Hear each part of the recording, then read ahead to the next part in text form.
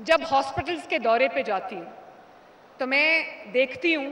کہ ہر جگہ ہر ہاسپٹل میں کل بھی ہاسپٹل گئی، میں نے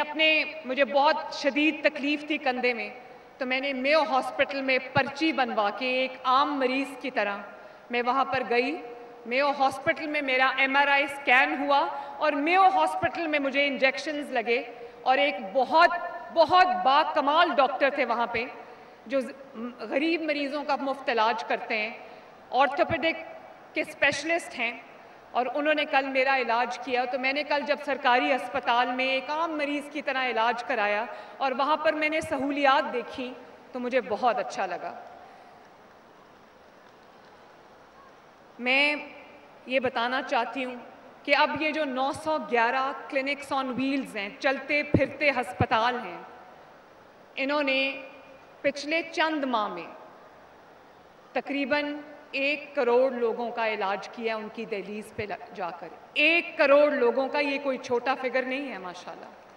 اور اس میں غریب امیر کوئی سیاسی تفریق کے بغیر، اور اسی طرح ہمارے 32 سے زیادہ فیلڈ ہاسپٹلز ہیں جو منی ہاسپٹلز آن ویلز ہیں، وہ بھی دیہاتی علاقوں میں جا کے وہ بھی اسی طرح کئی ملین لوگوں کا ماشاءاللہ علاج کر چکے ہیں۔ تو آپ کو اگر بلڈ پریشر کی دوائی چاہیے، بلڈ پریشر آپ نے چیک کرانا ہے، یا آپ نے اپنی ایکس رے کرانی ہے، یا الٹرا ساؤنڈ کرانا ہے، یا اسکریننگ کرانی ہے، تو آپ کو ہسپتال جانے کی ضرورت نہیں ہے۔ اللہ تعالیٰ کے فضل سے نواز شریف اور شہباز شریف کی حکومت میں مریم نواز شریف کے دور میں ہسپتال خود چل کے آپ کے پاس آئے گا انشاءاللہ تعالیٰ۔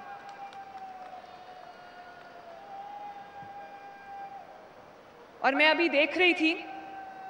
اس کے اندر جہاں پر ہمیں پرابلم ہے، خصوصاً ساؤتھ پنجاب کے علاقوں میں جہاں سٹنٹڈ گروتھ ہے، کیونکہ غذائی ضروریات غربت کی وجہ سے لوگوں کی پوری نہیں ہوتی، تو بچوں کے اندر ایک سٹنٹڈ گروتھ ہے، اس کے اندر اس کا بھی علاج ہے۔ وہ جب اسکریننگ ہوگی تو وہیں پر ان کو وہ ساشیز جو ہیں، وہ ادویات جو ہیں وہ پلائی جائیں گی، دی جائیں گی، جس سے ان کی سٹنٹڈ گروتھ بھی جو ہے وہ دور ہوگی انشاءاللہ تعالیٰ۔ اور اس کا ایک بہت روبسٹ مانیٹرنگ سسٹم ہے جس میں ہم اس کو ٹریک بھی کریں گے تاکہ یہ ہمیں پتہ ہو کہ یہ جس مقصد کے لیے ان کو لایا گیا ہے، یہ وہ مقصد جو ہے وہ پورا کر رہی ہیں۔ اور کلینک آن ویلز کا اور فیلڈ ہاسپٹلز کا جو ڈیٹا ہے وہ میں روز چیک کیے بغیر نہیں سوتی، اور یقین مانیں کلینکس آن ویلز کے ذریعے 45,000 لوگوں کا، 45,000 مریضوں کا روزانہ کی بنیاد پہ علاج ہو رہا ہے ماشاءاللہ۔ کئی دفعہ میں گاڑی روک لیتی ہوں، اس دن میں ہربنس پورہ جا رہی تھی تو وہاں فیلڈ ہاسپٹل کھڑا تھا، میں نے گاڑی روکی اور میں چلی گئی اس کے اندر۔ اتنی اچھی سہولیات لوگوں کو مل رہی تھی، میں نے خود وہاں پر جو محلے کی خواتین آئی ہوئی تھی میں نے ان سے انٹرویو کیا، وہ بہت خوش تھی۔ تو جب بھی میں اس طرح کی کوئی سٹوری دیکھتی ہوں، اس پروجیکٹ کو دیکھتی ہوں، اس کو عوام کی خدمت کرتے ہوئے دیکھتی ہوں، تو میرے دل کو اتنا سکون ملتا ہے، مجھے ایسے لگتا ہے جیسے ریاست نے کوئی امتحان پاس کر لیا ہو خدمت کا۔ تو اللہ تعالیٰ کا بہت بہت شکر ہے۔ میں یہاں پر زچہ بچہ کی دیکھ بھال کے ساتھ حفاظتی ٹیکوں کا بھی ان موبائل کلینکس کے اندر جو ہے وہ پورا انتظام ہے۔ فیملی پلاننگ کا، ہیپیٹائٹس B اور C کی اسکریننگز کا، ملیریا،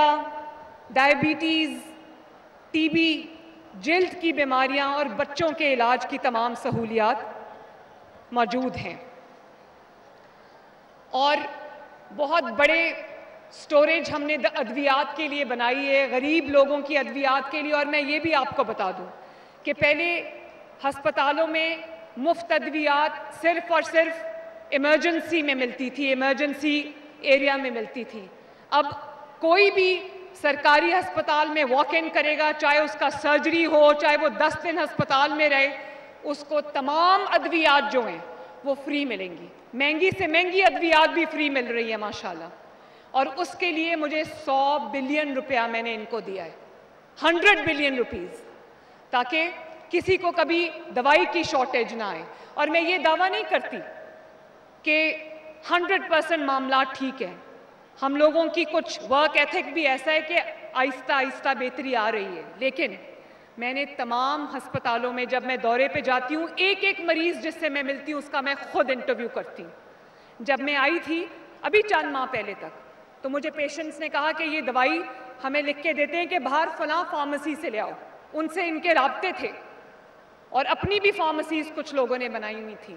تو وہ سب کو توڑنا، اس نیٹ ورک کو توڑنا کوئی آسان کام نہیں تھا۔ تو میں نے جب ہسپتال کی بیسمنٹ میں جا کے دیکھا تو